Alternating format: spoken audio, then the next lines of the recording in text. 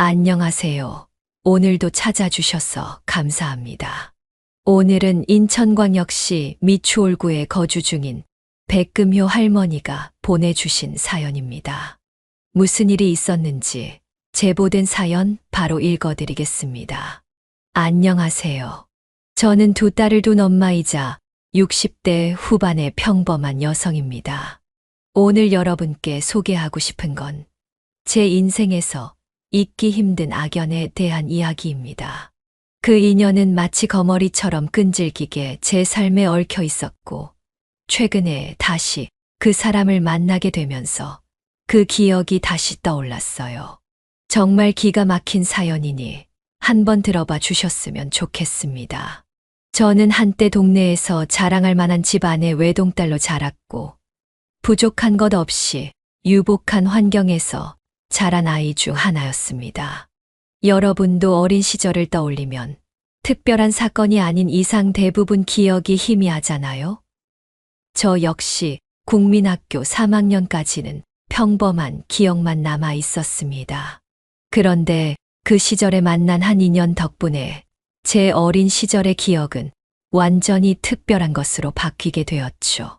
그 일이 시작된 건 국민학교 3학년을 마칠 무렵이었어요.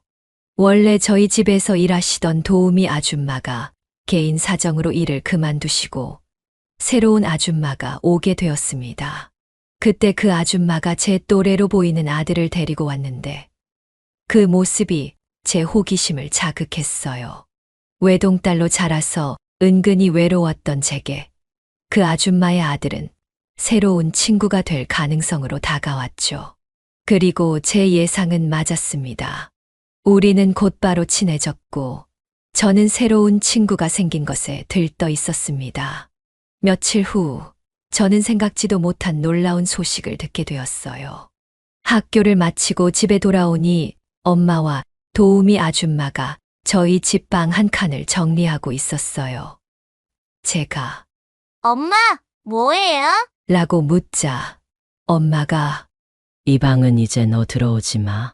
도우미 아줌마가 들어와서 살 거야. 대선이랑 싸우지 말고 친하게 지내야 한다. 라고 하시더군요.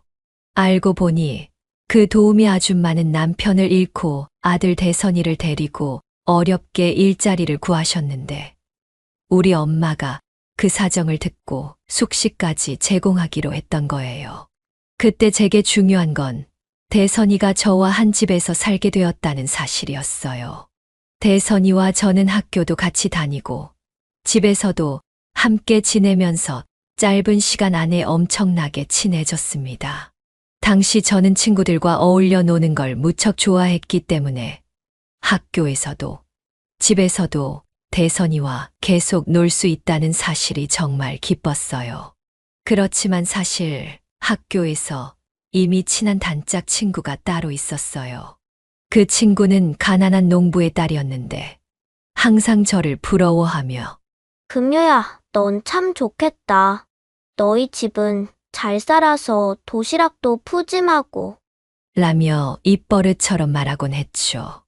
아마 저와 비슷한 시절을 보낸 분들은 기억하실 거예요. 그때는 급식이 없었고 도시락을 싸서 다녔죠. 그 도시락은 가정 형편이 고스란히 드러나는 상징이었어요. 저는 항상 푸짐한 도시락으로 인기가 많았지만 그 단짝 친구는 매번 신김치만 싸와서 주눅 들어 있었어요. 하루는 친구가 저를 보며 부러워하듯 말했습니다. 금요야, 너 오늘도 소시지 싸왔네. 정말 부럽다. 나도 엄마가 소시지 좀 싸줬으면 좋겠는데. 저는 그 말에 웃으며 답했어요. 너희 부모님이 농사일 때문에 바빠서 그러신 거겠지. 앞으로 나랑 같이 먹자. 우리 도우미 아줌마가 요리를 정말 잘하시거든. 내가 말씀드려서 내 도시락에 소시지 조금 더 싸달라고 할게. 친구는 너무 고맙다며 저를 끌어안았어요.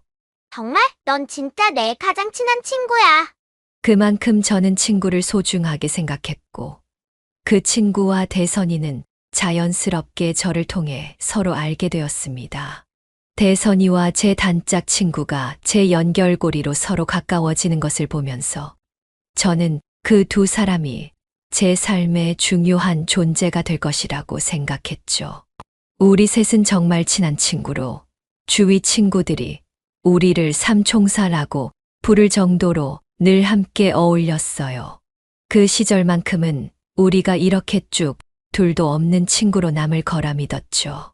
하지만 아쉽게도 사춘기에 접어들면서 우리가 당연하게 생각했던 관계는 서서히 틀어지기 시작했어요. 그 변화에는 분명한 계기가 있었습니다. 대선이는 어쩜 그렇게 공부도 잘하고 운동도 잘하니? 금요야, 너는 대선이랑 한 집에 사니까 대선이가 좋아하는 것과 싫어하는 것들을 잘 알지? 그치? 을정이가 어느 날 저에게 속삭였죠. 사실 나 대선이 오래전부터 좋아했어. 내 눈치로는 대선이도 날 싫어하지 않는 것 같아. 그래서 이번 생일에 고백해볼까 하는데, 넌 어떻게 생각해? 그때부터 우리의 관계에 균열이 생기기 시작했던 것 같아요. 저는 을정이의 감정에 끼어들 생각은 없었지만 문제는 대선이가 을정이에게 아무런 감정이 없다는 사실을 알고 있었던 겁니다. 그걸 알고 있는 제가 을정이에게 대선이의 마음을 대신 전할 수는 없었죠. 그래서 을정이의 고백을 말리지 못했고 결국 예상했던 대로 을정이는 대선이에게 차이고 말았습니다. 하지만 그 과정에서 제가 전혀 예상하지 못했던 일이 벌어졌어요. 대선이가 을정이에게 이렇게 말한 겁니다. 나 사실 금요를 좋아해. 금요가 너랑 친하니까 어쩔 수 없이 잘해줬던 거야. 미안하지만 일정이 너한테는 한 번도 다른 마음을 가진 적이 없어. 대선이가 저에 대한 마음을 을정이에게 고백해버린 거죠. 그 순간 저는 대선이의 감정을 처음 알게 되었어요. 놀라긴 했지만 대선이가 직접 저에게 말하기 전까지는 별다른 반응을 보이지 않으려 했습니다. 하지만 이 일로 인해 예상치 못한 문제가 생겼습니다. 을정이가 저를 오해하고 저를 멀리하기 시작한 겁니다. 어떻게 너가 그럴 수 있어, 금요야? 내가 대선이를 좋아한다고 너한테 고민 상담도 했잖아. 그런데 넌 대선이를 뺏어갔어. 너는 가진 게 많은데 대선이까지 차지하려는 거야? 아무리 제가 격하게 해명해도 을정이는 이미 마음이 닫혀버린 상태였습니다. 제 말을 들을 기미조차 없었죠. 그 후로 저는 을정의 오해로 인해 학창 시절 한 시기를 정말 괴롭게 보냈습니다. 을정이가 저를 친구의 남자를 빼앗은 배신자라며 이상한 소문을 퍼뜨렸기 때문이에요. 그 소문 때문에 저는 친구들 사이에서 고립되었고 그때 처음으로 왕따라는 걸 경험하게 됐습니다. 을정이뿐만 아니라 그녀를 위로하던 다른 친구들까지 합세해 저를 괴롭히기 시작했어요. 제 옷을 가위로 찢거나 불쾌한 말을 퍼부으며 모욕감을 주는 등 정말 견디기 힘든 시절이었죠. 그 나이에 친구들에게 따돌림을 당하는 건 정말 가혹한 일이었습니다. 게다가 그 주동자가 단짝 친구였던 을정이라는 사실이 저를 더욱 힘들게 했죠. 저는 계속해서 오해를 풀어보려 노력했습니다. 을정에게도 이야기해 보려고 했지만 그녀는 오직 대선이와 관련된 문제로 제게 마음을 닫아버린 상태였어요. 속이 꽉 막혔다는 표현이 딱 맞을 정도로 을정이는 제 말을 들으려 하지 않았습니다. 결국 저도 더 이상 당하기만 할 수는 없었어요. 살기 위해서는 스스로를 지키는 방법을 찾아야 했죠. 눈에는 눈, 이에는 이. 결국 저도 똑같이 갚아주기로 마음먹었습니다. 백금요, 네가 내 가방 찢어놨지? 너 아니면 이럴 사람 없으니까 발뺌하지 마.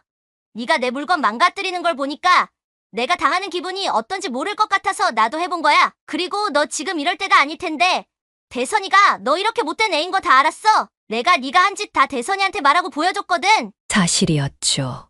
저는 을정에게 맞서겠다고 결심한 뒤 대선이에게 모든 사정을 털어놓았습니다. 그러자 대선이가 직접 학교까지 찾아와 을정의 변해버린 모습을 확인하고 돌아갔죠. 대선이와의 관계가 완전히 끝났다고 생각한 을정은 그 사실에 충격을 받은 듯 얼굴이 빨개졌습니다. 그 순간 저는 자리를 피하려고 했지만 을정이가 제 머리채를 잡아채면서 결국 팔자에 없던 몸싸움까지 하게 되었어요. 역시 너 이런 식으로 나올 줄 알았어. 근데 네 덕분에 이제 대선이 앞에 나서지도 못하게 됐잖아. 너 때문에 모든 게 망했어. 책임져. 을정이는 분노에 차 소리쳤습니다. 하지만 저는 물러서지 않았어요. 왜 내가 네 인생을 책임져야 해? 너야말로 네가 벌인 일로 내 인생을 망쳤잖아. 네가 책임져? 그 일 이후 을정이는 결국 전학을 가게 되었고 저는 중학교 졸업 때까지 불효우라는 이미지로 낙인 찍혀 지냈습니다. 어린 나이에 그런 고통을 겪으면서 사람을 믿을지 걸러야 할지 스스로 깨닫게 되었죠. 하지만 그 힘든 시기를 버틸 수 있었던 건 대선이 덕분이었어요. 그 사건을 계기로 대선이와 저는 더 가까워졌고 고등학교에 진학한 후에도 계속 좋은 관계를 유지했습니다. 대학 입학을 앞두고 우연히 일정이 소식을 듣게 되었는데 성적이 안 좋아서 결국 공장에 들어갔다는 이야기를 들었어요. 그렇게 저와 일정이는 오해를 풀지 못한 채 앙숙으로 관계를 끝맺게 되었죠. 이후로는 그런 불쾌한 인연을 더 이상 만나지 않아서 다행이라고 생각하며 살았습니다. 하지만 불행은 또다시 찾아왔습니다. 이번에는 그때와는 비교할 수 없을 만큼 청천벽력 같은 소식이었죠. 여러분 혹시 집에 빨간 딱지가 붙어본 적 있으신가요? 저도 그때까지는 그런 일이 우리 집에 일어날 줄은 상상도 못했어요. 그런데 아빠의 사업이 휘청거리면서 드라마 같은 일이 실제로 벌어졌습니다. 왜 이러십니까? 왜 벌써 딱지를 붙이는 거예요?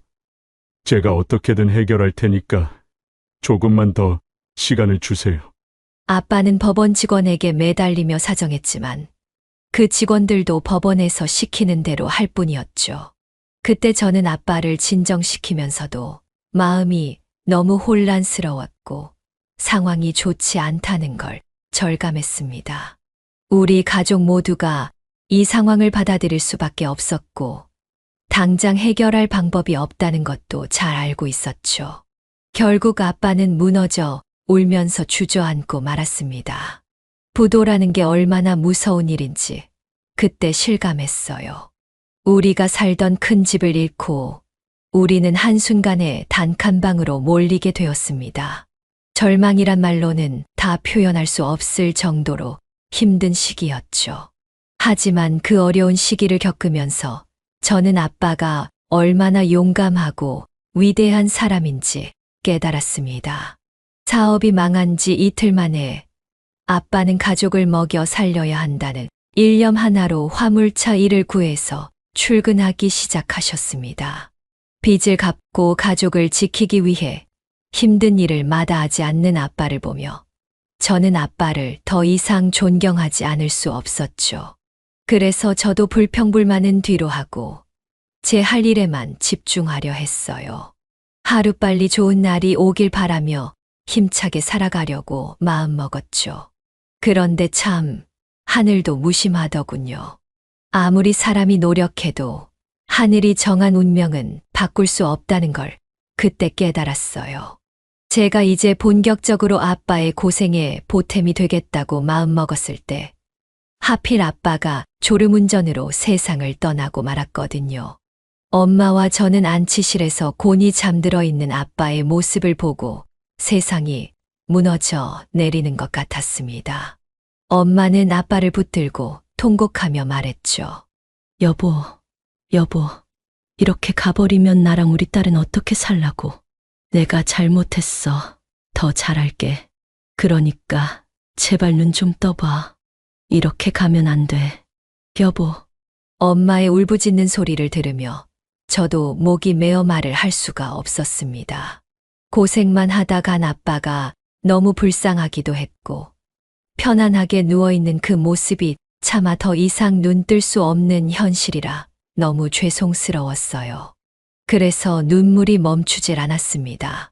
아빠는 결국 엄마와 저의 슬픔과 그리움을 뒤로하고 영원히 만날 수 없는 곳으로 떠나고 말았어요. 살아오면서 그때만큼 가슴이 찢어지는 고통을 느껴본 적이 없었죠. 아빠, 우리 집의 기둥이었던 그분이 사라지니 저와 엄마는 하염없이 무너질 수밖에 없었어요. 빈소에서도 정신을 차리지 못해 절차를 제대로 밟지 못할 정도로 혼란스러웠습니다. 그런 우리에게 정말 고마운 은인들이 있었어요. 바로 우리 집에서 15년 동안 함께 살았던 도우미 아줌마와 대선이었습니다. 도우미 아줌마는 엄마 곁을 지키며 위로해 주셨습니다. 사모님, 사장님은 좋은 곳에 가셨을 겁니다. 편히 주무시고 계실 거예요. 너무 괴로워하지 마세요. 이렇게 힘들어하는 모습을 보면 사장님도 마음이 불편해서 떠나지 못하실 겁니다. 사장님도 사모님과 금요 곁을 지켜주시길 바라실 거예요. 그 말에 엄마와 저도 그제야 조금은 위안을 얻을 수 있었고 더 많이 울 수밖에 없었어요. 도우미 아줌마는 장례 기간 내내 엄마 대신 조문객들을 맞이하고 필요한 모든 일을 도와주셨어요. 대선이 역시 저를 포기하지 않고 끝까지 옆에서 챙겨주며 위로해 주었어요. 덕분에 저와 엄마는 아빠를 무사히 떠나보낼 수 있었습니다. 하지만 그 공허함은 이루 말할 수 없었고 감정을 추스르기가 쉽지 않았어요. 세상은 무너졌는데 하늘은 너무나 푸르러서 그게 오히려 원망스러울 지경이었죠. 그래도 어쩌겠어요. 산 사람은 살아야 하잖아요. 다시 그 힘든 현실로 돌아가야만 했어요. 장례가 끝나고 마지막으로 도우미 아줌마에게 감사 인사를 전하려고 했죠. 그런데 그때 도우미 아줌마가 아주 놀라운 제안을 하시는 겁니다. 사모님, 사실 제가 이렇게 살아있는 건 사모님 덕분이에요. 남편이 죽고 저도 거의 무너질 뻔했을 때 사모님이 항상 말씀하셨잖아요. 자식 두고 무너지면 그게 하늘의 죄를 짓는 거라고요. 사모님 아니었으면 저랑 제 아들은 절대 이렇게 살아갈 수 없었을 겁니다. 사모님은 저희에게 생명의 은인입니다. 엄마는 그 말을 듣고 눈물을 흘리며 대답했어요. 별말을 다 하시네요. 나는 그저 해야 할 일을 한 것뿐인데 그렇게 생각해줘서 고마워요. 오히려 내가 더 편하게 해주지 못한 게 마음에 걸려요. 그러자 도우미 아줌마는 뜻밖의 제안을 했습니다. 그래서 말인데요. 이제 제가 사모님께 그 은혜를 갚고 싶어요. 앞으로 저희랑 함께 지내시면 안 될까요? 사모님과 금요를 우리 집에서 보살피고 싶습니다. 정말 깜짝 놀랄 만한 제안이었지만 도우미 아줌마의 간절한 부탁 덕분에 결국 엄마는 그 제안을 받아들이셨어요. 사실 민폐라고 생각했지만 솔직히 말해서 아줌마 덕분에 저와 엄마는 한숨 돌릴 수 있었던 것도 사실이었죠. 어떻게 보면 우리는 서로에게 은인이 된 셈이었어요. 아줌마 가족이 힘들었을 때 우리 가족이 도움을 줬고, 이제는 우리 가족이 무너져 갈 때 아줌마 가족이 우리를 도와줬으니까요. 저희 두 가족은 15년을 함께 살아온 덕분인지 다시 함께 지내는 것도 어색하지 않았어요. 정말 한 식구처럼 자연스럽게 어우러졌습니다. 그렇게 환경이 안정되고 나니 마음의 여유도 생기고 저와 대선이의 관계도 점점 깊어졌습니다. 금요야, 이제는 내가 너 곁에 더 가까이 있으면서 법적으로도 책임질 수 있는 사람이 되고 싶어. 나랑 결혼해 줄래? 네, 여러분도 아마 진작에 눈치채셨을 거예요. 도우미 아줌마의 아들, 그러니까 대선이가 바로 제 남편입니다. 저와 남편은 이렇게 만났어요. 대선이는 아빠가 남긴 빈자리를 따뜻하게 채워주었고, 덕분에 저는 너무나 행복한 날들을 보낼 수 있었습니다. 저와 남편은 결혼 후 사랑스러운 두 딸까지 낳으며 축복 속에 살았습니다. 우리가 노력한 만큼 딸들도 참 바르고 건강하게 자라주었죠.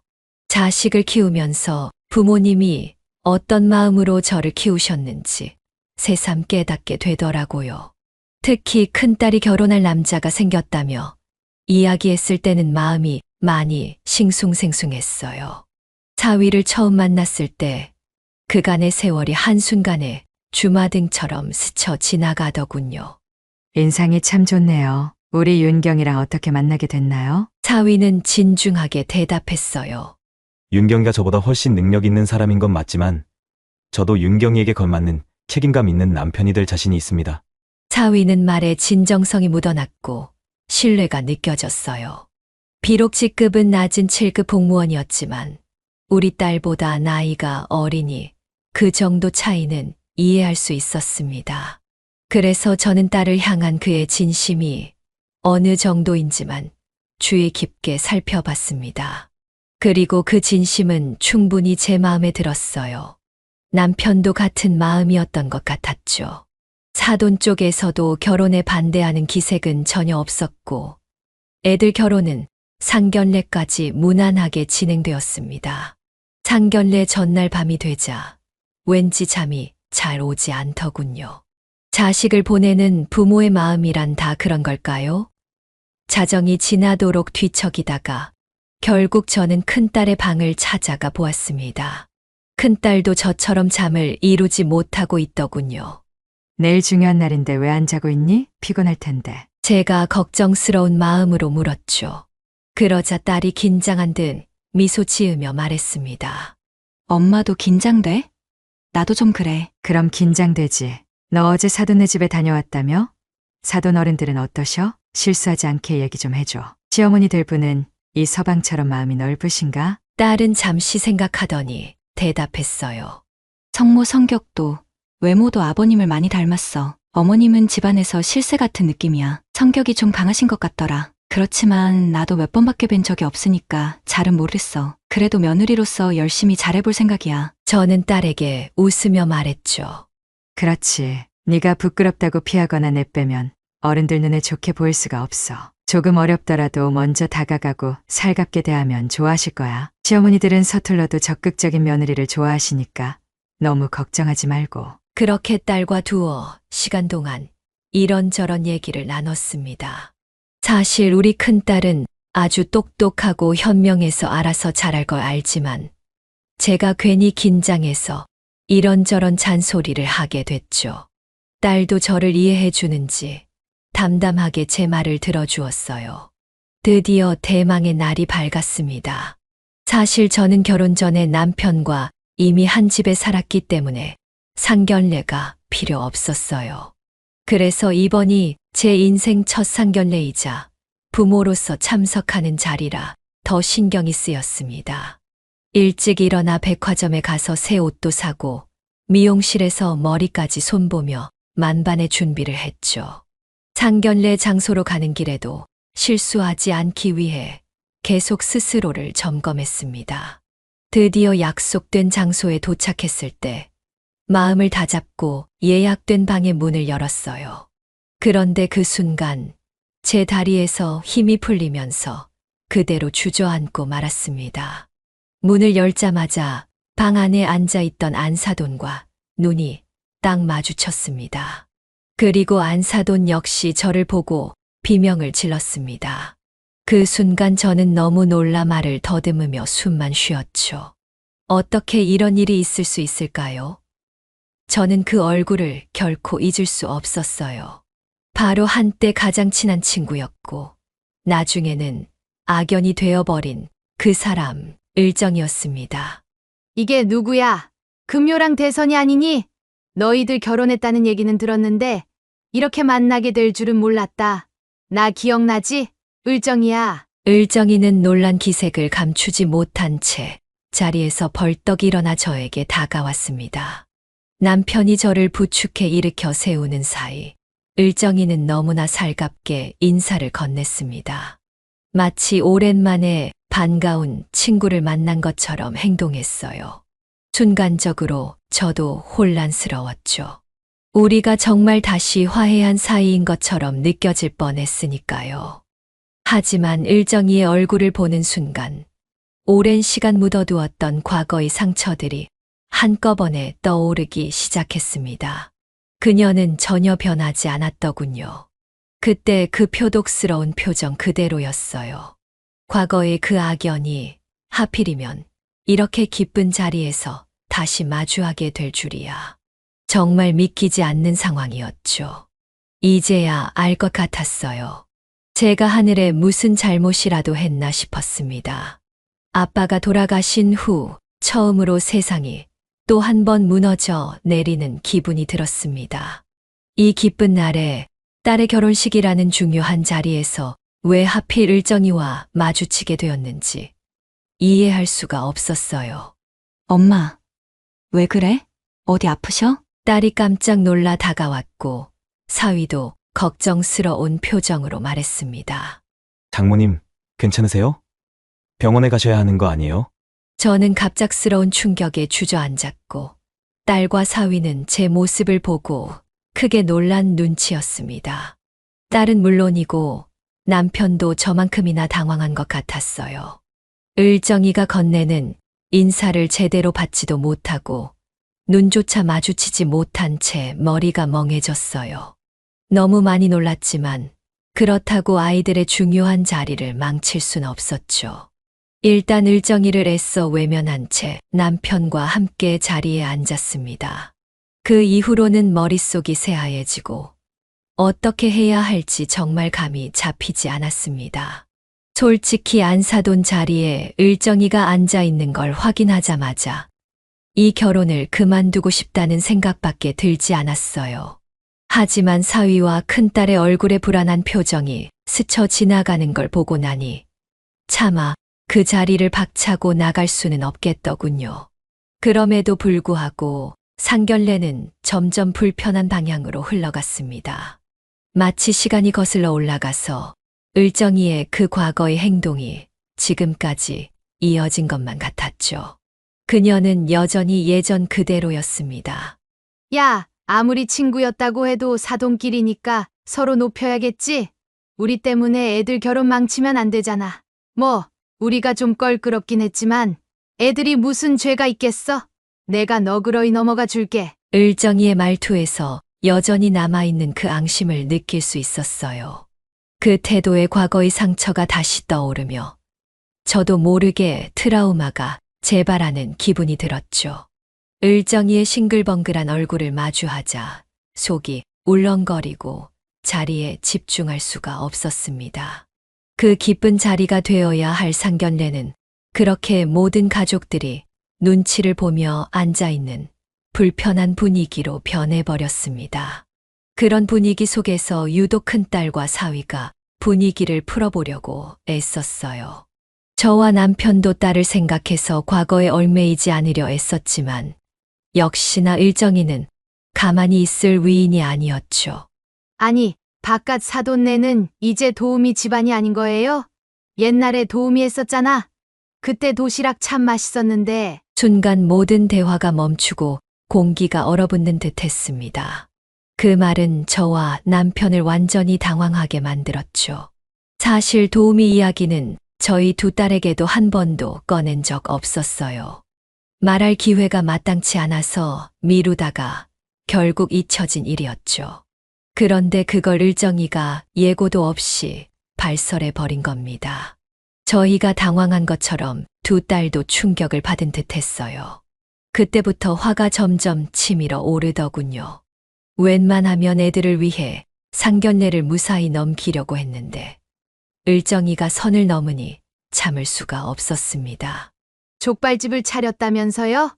안사돈네가 쫄딱 망했다는 얘기도 들었는데 난 망한 집안 사돈으로는 좀 곤란하거든요. 족발집 장사는 좀 잘 되나 봐요?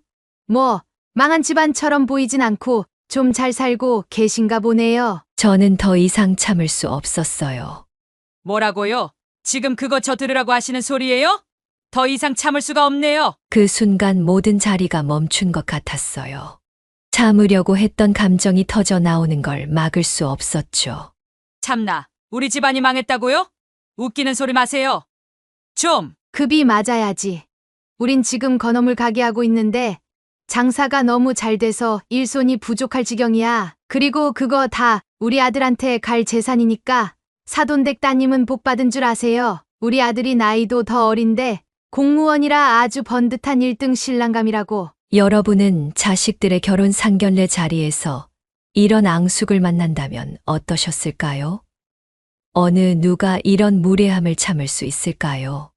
여러분도 제 입장이었다면 그 중요한 자리에서 감정 조절을 못하고 망칠 수밖에 없었을 겁니다. 을정이가 자꾸 반말을 하니까 저도 그냥 반말로 대응하게 되더군요. 을정아, 너 옛날에 우리 남편 짝사랑했으면서 새로 온 총각 선생님도 좋아했잖아? 그 선생님이 결혼한다고 하니까 그분 차에 개똥 발라놓은 거 기억 안 나? 그때 너한테서 똥 냄새 난다고 전교생이 다 수군댔잖아. 제가 일부러 꺼내지 않았던 과거의 기억들이 떠올랐습니다. 을정이는 얼굴을 붉히며 발끈했죠. 뭐라고? 얘가 몇 년 지났다고 소설을 쓰고 있네. 어디서 생사람을 잡아? 그녀의 태도는 변함없이 도발적이었습니다. 네가 자꾸 옛날 일을 꺼내니까 나도 생각나잖아. 웃자고 한 말인데 그렇게 속 좁게 정색하지 마. 저는 진심으로 한 말도 아닌데 그 순간 정말 황당하게도 어처구니 없는 일이 벌어지고 말았습니다. 을정이가 제 말에 자존심이 상한 듯 얼굴이 벌겋게 변하더니 냉수를 벌컥 들이키는 겁니다. 이제야 조용해지겠구나 싶었는데 그게 아니었어요. 을정이는 물컵을 콱 내려놓더니 다시 들어 올려 제 쪽으로 냅다 휘두르는 겁니다. 엄마! 엄마! 딸들이 놀라서 소리치고 남편은 격분하며 을정이를 향해 삿대질했어요. 지금 뭐 하는 겁니까? 무슨 짓을 한 거예요? 당장 사과하세요. 하지만 을정이는 오히려 더 큰 소리로 외치기 시작했습니다. 사람을 개무시하고 말도 안 되는 소리로 누명 씌우더니 어디서 그런 천박한 행동을 해? 내가 뭘 잘못했다고? 물은 시원하게 제 얼굴에 튀었고 앉아있던 식구들 모두 놀라서 벌떡 일어났습니다. 남편은 머리끝까지 화가 나서 을정이를 향해 소리쳤고 사위는 황급히 직원에게 수건을 요청해 제게 건넸습니다. 그 와중에도 을정이는 오히려 자기가 더 억울하다는 듯이 큰 소리로 자신의 억울함을 주장했습니다. 그때 사위는 을정이에게 소리쳤어요. 엄마, 그만해요. 이게 무슨 짓이에요? 장모님한테 이러시면 안 되죠. 사위는 제게 연신 죄송하다며 제 손을 붙잡고 사과했습니다. 장모님, 정말 죄송합니다. 어머니께서 오해가 있으셨나 봅니다. 정말 죄송합니다. 그 와중에도 을정이는 절대 잘못을 인정하려 하지 않았습니다. 결국 저는 더 이상 참을 수 없어 그 자리에서 일어나 버렸습니다. 아무리 사위가 사과하고 수습하려 해도 그때의 감정은 이미 폭발해버린 상태였어요. 그 자리를 떠나는 제 뒤에서 작은 딸이 분노에 찬 목소리로 말하는 소리가 들렸습니다. 언니, 저런 집안으로 시집가는 거면 우리랑 연 끊고 가. 형부가 착해서 참아주려고 했는데 저 아줌마는 진짜 사람 됨됨이가 너무 없잖아. 그 말에 가족들이 서로 티격태격하는 소리가 멀어지는 가운데 저는 도저히 그 자리에 다시 돌아갈 수가 없었습니다. 이미 끊긴 줄로만 알았던 그 악연이 이렇게 강하게 다시 나타나니 머리가 터질 것 같았거든요. 결국 상견례는 엉망진창이 되어 끝났고 이후에 사위가 따로 절 찾아와 을정의 무례함을 사과했습니다. 하지만 아무리 사위가 인심 좋게 행동해도 그날의 상처는 쉽게 가시지 않았습니다. 인심 좋은 사위의 사과도 그 순간엔 전혀 받아들이고 싶지 않았어요. 그래서 큰딸을 따로 불러 진지하게 이야기를 나누었습니다. 솔직히 딸의 결혼을 반대할 수밖에 없다는 생각이었지만 그 마음을 꺼내는 것조차 너무나 힘든 일이었죠. 결국 딸의 마음에 또 한 번 못을 박는 말이 나와 버렸습니다. 윤경아, 이 결혼하지 마라. 너한테 좋을 게 없는 결혼이야. 시어머니 될 사람 성격 봤잖아. 그게 다 너한테 돌아올 화살이야. 그러자 큰딸은 눈물을 머금고 그동안 참아왔던 마음을 터뜨렸습니다. 엄마, 아빠한테 엄마랑 어머님 사이가 어땠는지 대충 들었어. 근데 엄마, 나는 엄마랑 어머님 인연 때문에 내가 사랑하는 사람을 놓치는 게 더 괴로워. 나 성모 아니면 누구랑도 결혼 못해. 나도 내가 이기적인 거 아는데 엄마가 좀 양보해주면 안 될까? 항상 씩씩하고 의젓했던 딸이 그날 처음으로 무너지는 모습을 보았습니다. 그 모습을 보니 제 자신이 무슨 짓을 해왔는지, 왜 이렇게까지 일이 이 지경이 되었는지 한탄스러웠어요. 왜 하필 나와 일정이의 악연이 우리 딸의 결혼에까지 영향을 미치게 된 걸까요? 상견례 때만 해도 무슨 일이 있어도 우리 귀한 딸을 을정이가 있는 집안에 절대 보내지 않겠다는 다짐을 굳게 했었는데요. 하지만 며칠 동안 딸이 매일 울며 지내는 걸 보고 있으니 그걸 지켜만 봐야 하는 제 마음이 타들어가는 것 같았습니다. 여러분이라면 어떻게 하셨겠어요? 평생을 악연으로 지낸 사람의 집안에 내 딸을 시집 보낼 수 있을까요? 아니면 딸이 사랑 때문에 괴로워하는 모습을 끝까지 지켜볼 수밖에 없을까요? 제겐 너무나도 어려운 선택이었어요. 그렇게 밤을 지새우며 고민한 끝에 저는 결국 결혼을 승낙할 수밖에 없었습니다. 그건 마치 제 딸을 지옥행으로 떠미는 결정이었죠. 그리고 그 예상은 빗나가지 않았습니다. 을정이는 저에 대한 복수심을 딸에게 풀기 시작했어요. 자신의 몸이 조금이라도 불편하면 무조건 딸을 불러 간호시키고 장을 보게 하며 실수라도 하면 다시 시켜가면서 온갖 방법으로 딸을 괴롭혔습니다. 가끔은 뜨거운 땡볕에 일하러 보내면서 고생시키는 일이 다반사였죠. 기가 막히고 억장이 무너졌습니다. 하지만 딸은 그럼에도 불구하고 이를 악물고 견디며 잘해보려고 했습니다. 남편에 대한 사랑 하나로 버티는 것 같았죠. 그러나 결국 한계는 찾아오고 말았습니다. 임신 6개월 차쯤 되었을 때 딸이 울면서 우리 집으로 찾아왔습니다. 그동안 참아왔던 서름을 토로하던 딸은 갑자기 사위에게 전화를 걸더군요. 그 통화 내용은 저에게 마치 폭탄처럼 들렸습니다. 여보, 미안한데 우리 당분간 시간을 좀 갖자. 도저히 당신 엄마 때문에 더는 못 살겠어. 난 내가 이 집에서 며느리인지 식모인지 돈 주는 기계인지 모르겠어. 사위는 간절히 말리며 미안해 여보. 내가 어떻게든 해결할게. 조금만 더 참아줘. 라고 부탁했지만 딸은 결국 전화를 끊어버렸습니다. 저는 너무 놀라서 물었습니다. 윤경아, 도대체 무슨 일이 있었던 거니? 왜 갑자기 시간을 갖자고 하는 거야? 그리고 돈 주는 기계라는 건 무슨 소리야? 딸은 한숨을 쉬며 고개를 떨구고 말했습니다. 엄마, 어머님이 몇 달 전부터 돈이 필요하다고 조금씩 빌려갔어. 근데 약속한 날짜가 지나서 내가 갚으라고 했더니 그 돈을 왜 자기가 갚아야 하냐고 하시는 거야. 며느리 돈은 자기 아들 돈이나 마찬가지라고 하시면서. 저는 귀를 의심하며 다시 물었습니다. 네가 그 돈을 왜 줘? 그 집 식구들은 가만히 있고 왜 네가 돈을 빌려줘? 도대체 얼마나 빌려줬는데? 딸은 조심스럽게 대답했죠. 3천만 원. 그 말을 듣는 순간 기가 막혀서 숨이 막힐 정도였습니다. 마치 뇌혈관이라도 터질 것 같은 기분이었어요. 남의 자식에게 3천만 원이나 뜯어갔다는 사실에 정말 눈이 돌아가는 것 같았습니다. 게다가 그렇게 빚을 진 것도 모자라 우리 딸에게 간병까지 시키고 돈을 제 딸 얼굴에 집어던졌다고요? 그게 인간 말종이 아니면 뭐겠습니까? 그날 저녁 사위가 퇴근하고 우리 집을 찾아왔습니다. 장모님, 정말 죄송합니다. 돈은 제가 어떻게든 받아내겠습니다. 그리고 저희 엄마가 장모님께 몹쓸 짓을 했다는 것도 윤경이한테 들었어요. 차마 장모님, 장인어른 앞에서 얼굴을 들 수가 없네요. 하지만 절대 윤경이랑 제 아이를 놓치는 일은 없을 거예요. 제가 무슨 일이 있어도 지킬 겁니다. 사위의 진심 어린 사과와 손주에 대한 마음 때문에 딸은 결국 이혼을 포기하기로 결심했습니다. 사실 제 마음 같아선 당장이라도 을정이를 찾아가 머리채라도 잡고 내 딸 눈에 피눈물 나게 한 죗값을 치르게 하고 싶었죠. 하지만 괜히 나섰다가 딸만 더 힘들어질 것 같아 참기로 했습니다. 그런데 그 결심을 무참히 깨버리는 사건이 벌어지고 말았습니다. 그 일이 있은 후 딸은 임신 때문에 휴직을 하고 집에서 몸조리를 하고 있었습니다. 그런데 이상하게 요즘 딸의 분위기가 좋지 않다는 느낌이 들기 시작하더군요.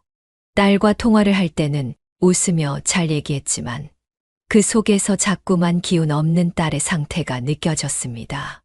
아무리 딸이 웃어도 제 마음속의 찝찝함이 사라지질 않았습니다. 그 원인이 분명히 을정이와 관련이 있을 것 같다는 생각을 떨칠 수 없었어요. 그래서 저는 결국 결심하고 딸 집을 찾아가기로 했습니다. 딸이 혼자 있을 거라 생각하고 찾아갔지만 현관문 밖에서부터 미세하게 문을 뚫고 나오는 날카로운 목소리가 들려왔습니다. 너는 밥 좀 하라고 했더니 이게 무슨 음식이야? 된장찌개를 똥으로 끓였냐? 짠 것도 아니고 싱거운 것도 아니고 이건 뭐야? 똥물이라고 해도 믿겠네. 아유, 이건 그냥 다 갖다 버려. 쨍그랑 하는 소리가 들리자 저는 다급하게 도어락 비밀번호를 눌렀습니다. 딸이 임신한 상태라 혹시나 모를 위험에 대비해 도어락 비밀번호를 미리 받아놨던 게 다행이었죠. 그동안 무작정 딸 집의 문을 열고 들어간 적은 없었지만 이번엔 상황이 급했습니다. 문을 열고 들어가자마자 바닥에 쇠숟가락이 엉뚱하게 날아가 있는 게 눈에 들어왔습니다. 그리고 계속해서 을정이의 목소리가 울려 퍼졌습니다. 밥 좀 다시 차려오라니까. 을정이는 얼마나 자기 목소리에 빠져 있었는지 제가 집에 들어온 것도 눈치채지 못한 채 제 딸에게 계속 소리치고 있었습니다. 너 일부러 그랬지? 네 엄마 말대로 나를 개똥 취급해서 내 입에 들어갈 음식도 이런 똥 맛으로 만든 거 아니야? 딸은 억울한 듯 말했습니다.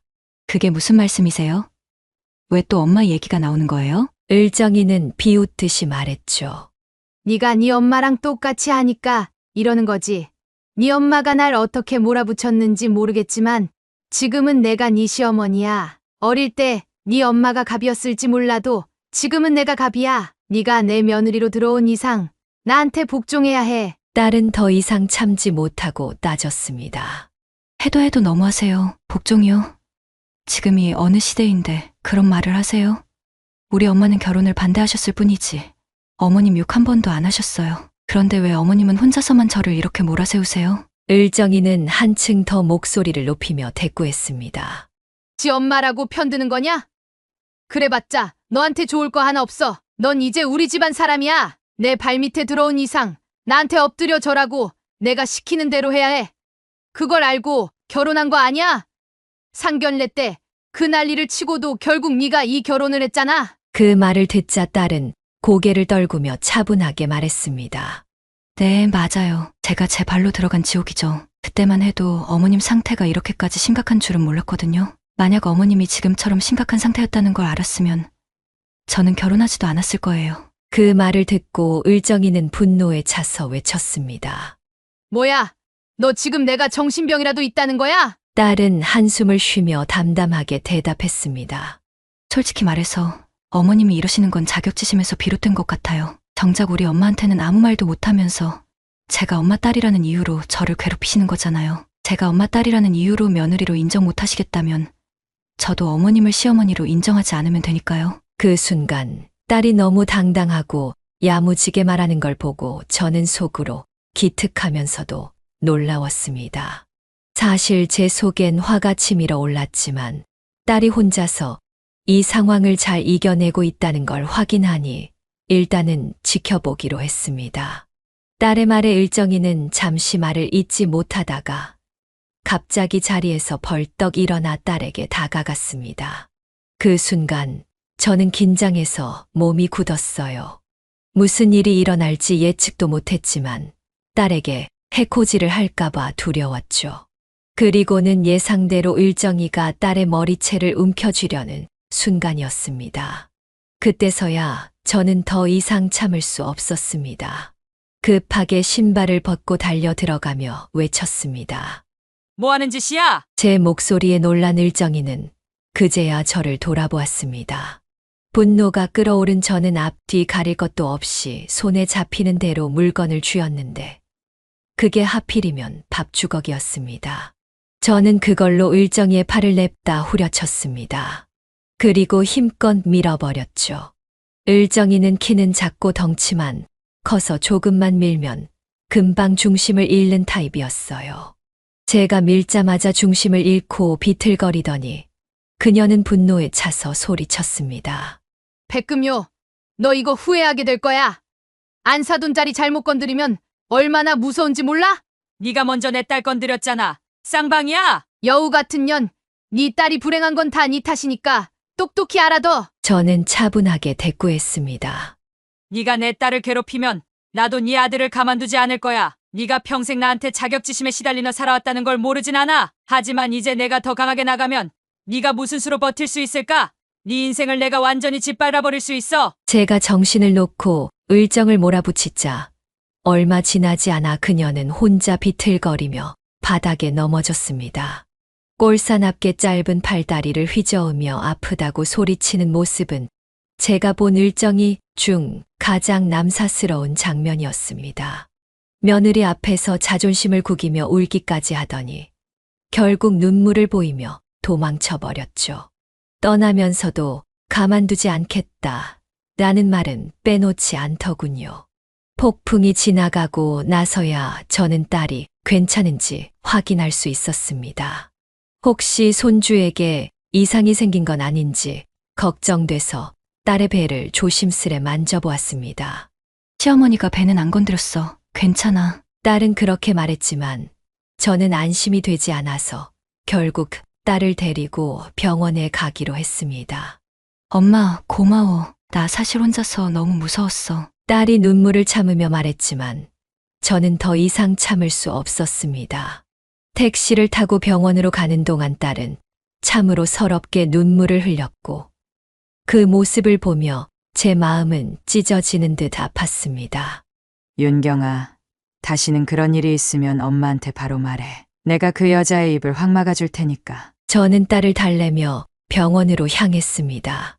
산부인과에서 검사를 마친 후 다행히 아이에게 아무런 이상이 없다는 소견을 들었습니다. 그제야 조금 마음을 놓을 수 있었죠. 딸과 함께 집으로 돌아가는 길에 사위에게서 전화가 왔습니다. 장모님, 무슨 일이 있었던 거예요? 저희 엄마가 어떻게 했다고요? 그 말에 저도 모르게 감정이 폭발했습니다. 자네 대체 뭘 하고 있는 건가? 중간에서 어머니를 제대로 못 말리면 어쩌자는 거야? 어떻게 임신한 며느리한테 손찌검을 할 수 있냐고? 자네 엄마 때문에 집안이 뒤집혔다고? 사위는 놀라서 물었습니다. 그게 정말이에요? 여보, 진짜야? 딸이 울먹이며 대답했습니다. 응, 다 사실이야. 저는 더 이상 참지 못하고 외쳤습니다. 나는 더는 못 참아. 자네가 이렇게 중간 역할을 못할 것 같으면 차라리 이혼해. 사위는 다급히 말했습니다. 안 됩니다. 어머니, 저한테 시간을 좀 주세요. 제가 다 해결하겠습니다. 사위는 안절부절 못하며 말을 마치고 갑자기 집을 박차고 나갔습니다. 어디로 향하는지 그 순간 대충 짐작이 가더군요. 역시나 몇 시간 뒤 바깥사돈에게서 전화가 왔습니다. 정말 죄송합니다. 안사돈, 제 아내가 우리 며느리에게 큰 잘못을 저질렀다고 들었어요. 방금 우리 아들이 집안을 뒤집고 갔습니다. 그동안 제 아내 때문에 고생이 많으셨을 텐데 또 한 번 마음을 아프게 해서 정말 죄송합니다. 아무래도 제 아내가 자격지심을 며느리한테 푼 것 같아요. 다시는 이런 일이 없도록 제가 강력하게 경고했습니다. 한 번만 더 이런 일이 벌어지면 빈털터리로 내쫓겠다고 했습니다. 저는 바깥사돈의 사과를 들으면서도 마음이 쉽게 풀리지 않았습니다. 너무나 충격적인 일이었고 무엇보다 딸이 겪은 고통이 제 가슴을 후벼 파고 있었거든요. 그래서 냉정하게 물었죠. 그걸 제가 어떻게 믿죠? 바깥사돈은 잠시 말을 멈추더니 진지하게 말했습니다. 지금 아내를 데리고 정신과 상담을 받으러 가려고 합니다. 사실 제 아내가 조울증을 앓고 있어요. 그동안 치료를 꾸준히 받아왔지만 사돈을 만나면서부터 증상이 더 심해진 것 같습니다. 옛날에 사돈과 있었던 일들이 아내에게 깊은 상처로 남았던 것 같아요. 제가 무슨 일이 있어도 병이 나을 때까지 아내를 퇴원시키지 않겠습니다. 마지막으로 한 번만 더 믿어주십시오. 다시는 오늘 같은 일이 일어나지 않을 겁니다. 애들 결혼만큼은 끝까지 지켜주고 싶습니다. 제 아내의 실수로 이혼까지 가게 되면 저는 정말 감당할 수 없을 것 같습니다. 바깥사돈의 사과와 속사정을 듣고 저는 잠시 말을 잃었습니다. 을정이가 그런 병을 앓고 있었다니. 그저 저를 괴롭히려고 한 게 아니라 마음속에 쌓인 자격지심과 상처 때문에 그랬다니. 오히려 바깥사돈이 불쌍하게 느껴졌습니다. 을정이가 자신을 이겨내지 못해 결국 병으로까지 이어졌다는 사실에 미운 마음이 살짝 가셨습니다. 결국 을정이는 병원에 입원하게 되었습니다. 병원에 입원하지 않으면 사위는 다시는 어머니를 보지 않겠다고 단호하게 선언했고, 바깥사돈도 이혼을 불사하겠다고 강하게 압박했으니 을정이는 울며 겨자 먹기식으로 병원에 들어갔습니다.